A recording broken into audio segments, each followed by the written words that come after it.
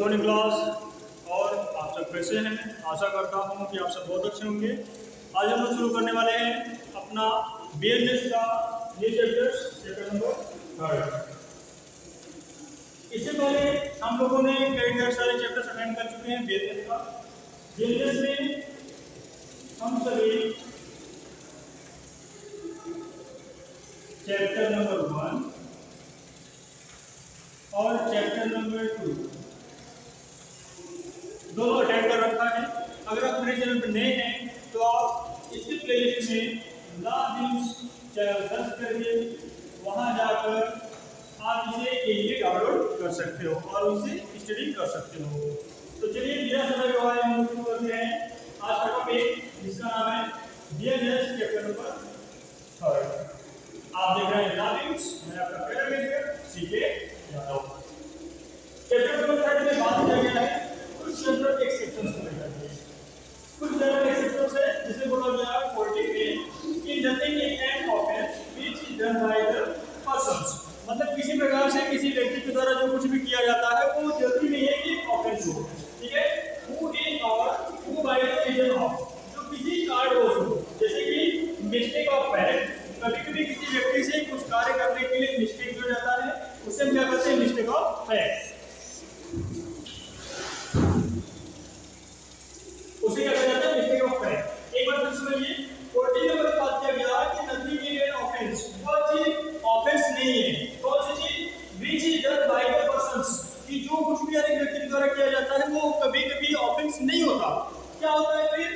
और who by the reason of, किसी reason के कारण हो, जैसे कि मिस्टेक ऑफ द फैक्ट, कोई मिस्टेक करे बाय द फैक्ट करे, और not by the reason of the mistake, या किसी मिस्टेक को करे नॉट बाय द रीजन, ठीक है, of the law in good faith believes himself to be. मतलब उसे लगे कि मैं जो काम कर रहा हूं वो क्या है? गुड फैथ में है, लेकिन सामने वाले को क्या हो जाए? बैड फैथ हो जाए। इस कंडीशन में क्या होगा? वो आपका कहा जाएगा कि सेक्शन नंबर 2 में लागू होगा, जो कहेगा कि nothing is offence which is done bye a person who is और हु बाय रीजन ऑफ, ठीक है। ये समझ में आया? अगर इसको एक एग्जांपल के थ्रू समझते हैं, ठीक है। एग्जांपल में कहा गया है कि सेक्शन 4 का सबसेक्शन आपका है ए में बोला गया इलस्ट्रेशन में, या अपना इलस्ट्रेशन देख रहा होगा। इलस्ट्रेशन में कहा गया कि एक व्यक्ति है जो सोल्जर है, fires on the move by the order of his superior officers. मतलब अपने सुपीरियर ऑफिसर के द्वारा कहा गया है कि उसे फायर ऑर्डर करना है, ठीक है।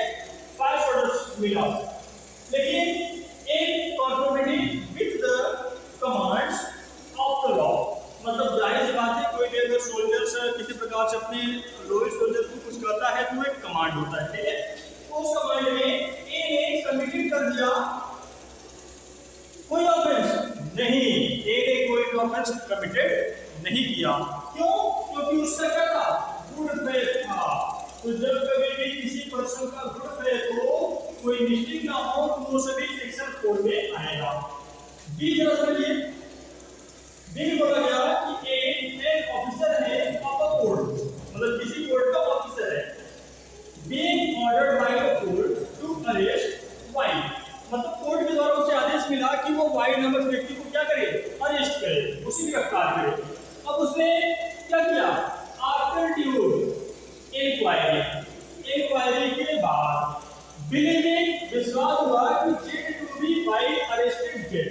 मतलब इंक्वायरी के बाद जब विश्वास कर रहा था कि जेड टू बी वाई, मतलब जेड वाई है, वाई जेड है, अरेस्टेड जेड, और इसमें उसने जेड को अरेस्ट कर लिया। कहने का मतलब है कि एक व्यक्ति है जिसको कोर्ट के द्वारा आदेश मिला कि भाई तुम जाओ और इसको अरेस्ट करके लाओ, वाई नामक व्यक्ति को।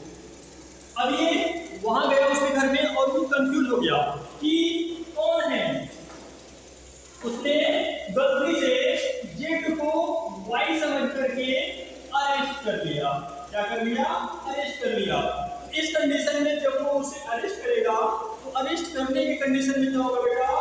यह माना जाएगा कि उसने ए हैड कमिटेड नो ऑफेंस, कि ए ने कोई भी ऑफेंस नहीं किया। ए ने क्या नहीं किया? कोई भी ऑफेंस नहीं किया। ऐसा क्यों माना जाएगा?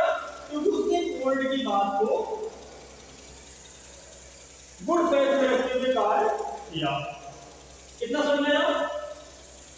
40 समझ में आएगा। 15 देखिए, सेक्शन 15 की बात करें तो 15 में कहा गया है कि नथिंग इज एन ऑफेंस, वो सब चीजें ऑफेंस नहीं है which is done by the जज when acting judicially in the exercise of any powers which is, मतलब उस भी चीजें किसी प्रकार से आपका कोई भी ऑफेंस नहीं है जब कोई चीजें जुडिशियली तरीके से एक्सरसाइज करता है किसी भी पावर को लेकर के, और व्हिच इन गुड फेथ, और जब सोचे कि यह गुड फेथ में है, इफ को विश्वास नहीं करे तो भी हो सकता है good faith given to him by law, जो लॉ के द्वारा दिया जाए।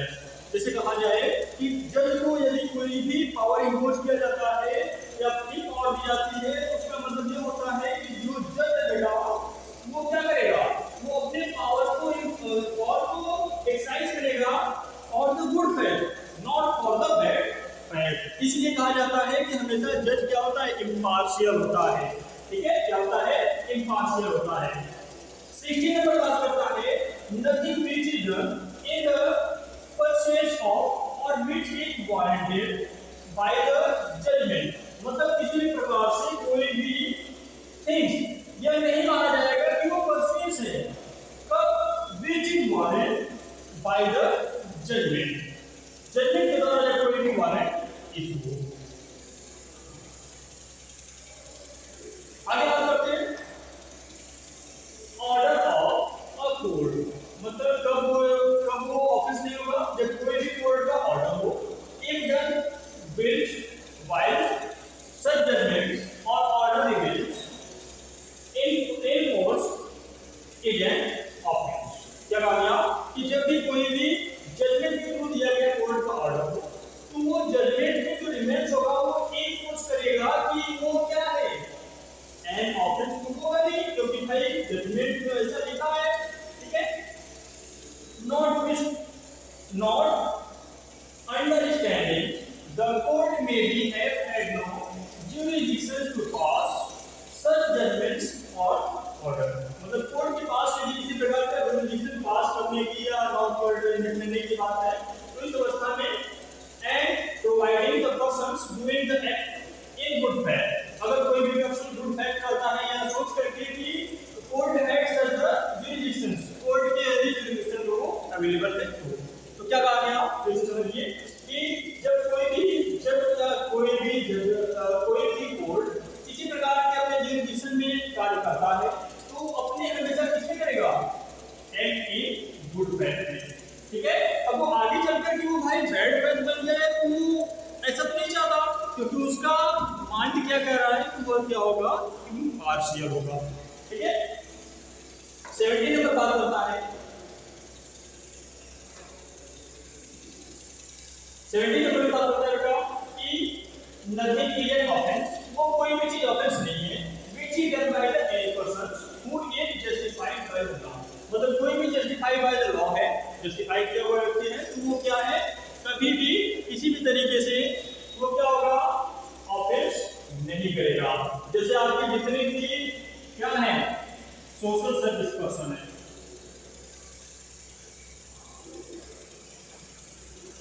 सोशल सर्विस जितने पर्सन है वो क्या करेंगे, कभी भी किसी भी कंडीशन में ऑफेंस नहीं कर सकते। And by the reason of mistake, suppose करो कि किसी कारण को मिस्टेक कर जाए, and not by the reason of mistake of law in good faith, मतलब ऐसा हो कि वो गुड वर्क करने जा रहे हो लेकिन सडनली बैड वर्क हो जाए, इस कंडीशन को कभी भी क्या होगा, किसी प्रकार से ऑफेंस नहीं माना जाएगा। ये check to be justified by the law and in doing fact.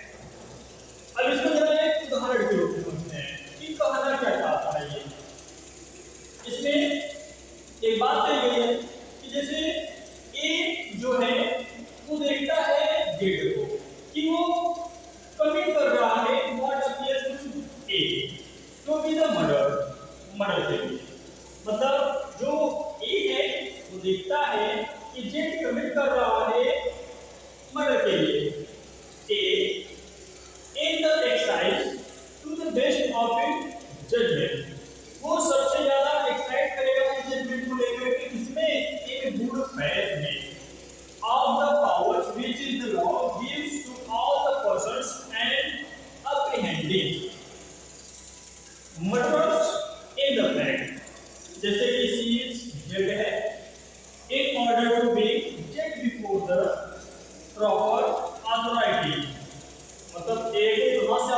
किया गया इसके बारे में जानना।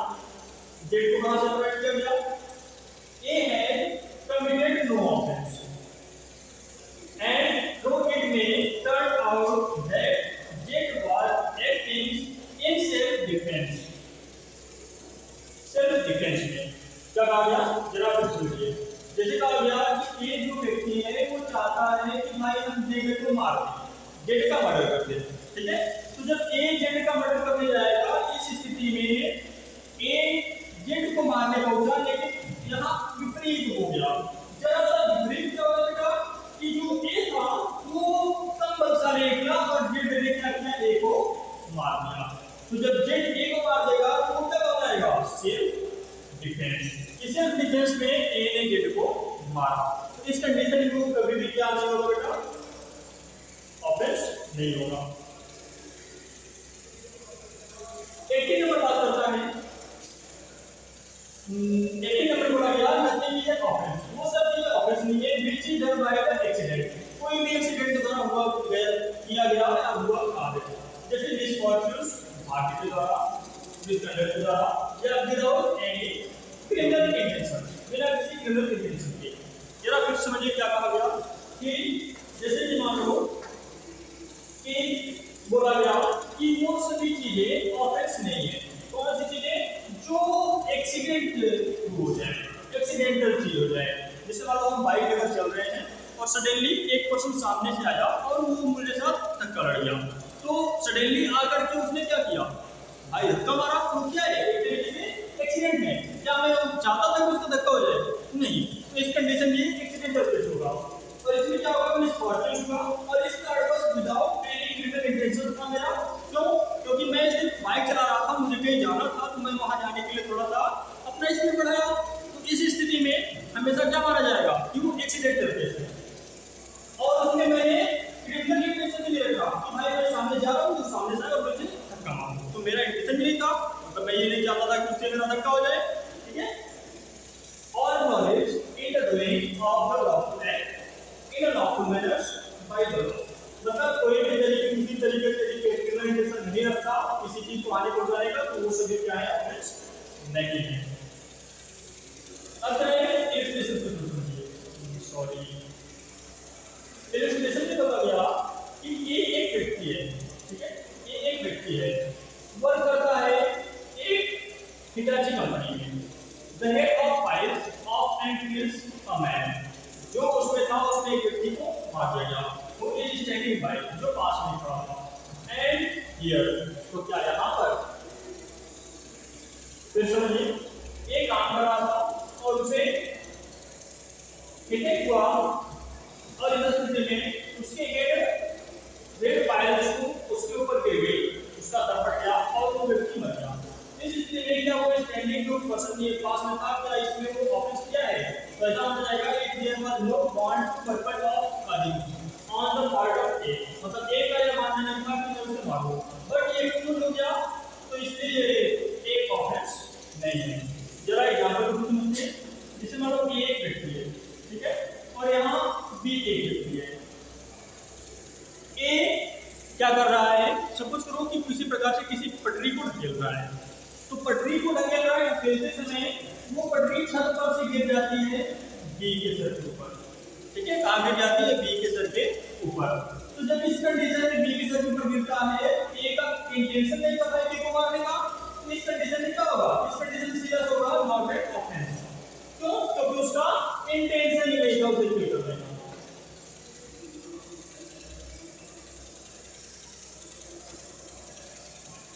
जरा 19 नंबर सुनिए। 19 का आया nothing is an offence merely by the reason of its being done with the knowledge of that, मतलब कुछ ऐसी चीजें इसलिए बताते हैं कि वो सब चीजें ऑफेंस नहीं है। It is likely to the cause harm, मतलब यदि कोई स्वेच्छा से जाए किसी को हार्म पहुंचाना। If it is done without any criminal intention, यदि बिना किसी क्रिमिनल इंटेंशन से हो जाए, cause harm and input felt for the purpose of the preventing or avoiding other the harm to the persons or the property, मतलब क्या कहा गया कि जैसे किसी कोई चाहता है किसी को हार्म ना पहुंचे, लेकिन फिर भी विदाउट एनी क्रिमिनल इंटेंशंस वो उसको हार्म पहुंचा देता है। इस स्थिति में यह माना जाएगा कि वह कैसा कार्य कर रहा था, गुड बैड कार्य कर रहा था। And for the purpose of preventing the avoiding other harms to persons और प्रॉपर्टी, मतलब यह माना जाएगा कि प्रिवेंटिंग हो गया और अवॉइडिंग हो गया उसके प्रॉपर्टी और पर्सन के हार्म को लेकर। जरा इसको विधिवत समझते हैं इसमें से कि क्या कर रहा है। इसमें बोला गया कि it is the question of fact. अब यहाँ हम फैक्ट की बात करेंगे कि in such case whether the harm to be prevented, कि कौन से वेदर में किस कारणवश उसे हार्म पहुंचाई गई और avoided was of the such and delicious and immediate और the unjustified of excuse the risk of doing. मतलब यह समझा जाता है कि वो एक्सरसाइज कर रहा था उसके रिस्क होने का कार्ड कितना था या कितना उसमें रिस्क था उस कार्य में। Act with the knowledge that it was likely to the card harm, मतलब वो एक्ट किया वो उस एक्ट के कारण किसी प्रकार से कार्य में हार्म किया या नहीं। अब इस तरह से समझिए एक उदाहरण दूं, जैसे कहा गया कि एक व्यक्ति है जो कैप्टन है किसी एक नाव का, ठीक है, एक व्यक्ति है जो एक कैप्टन है किसी भी नाव का।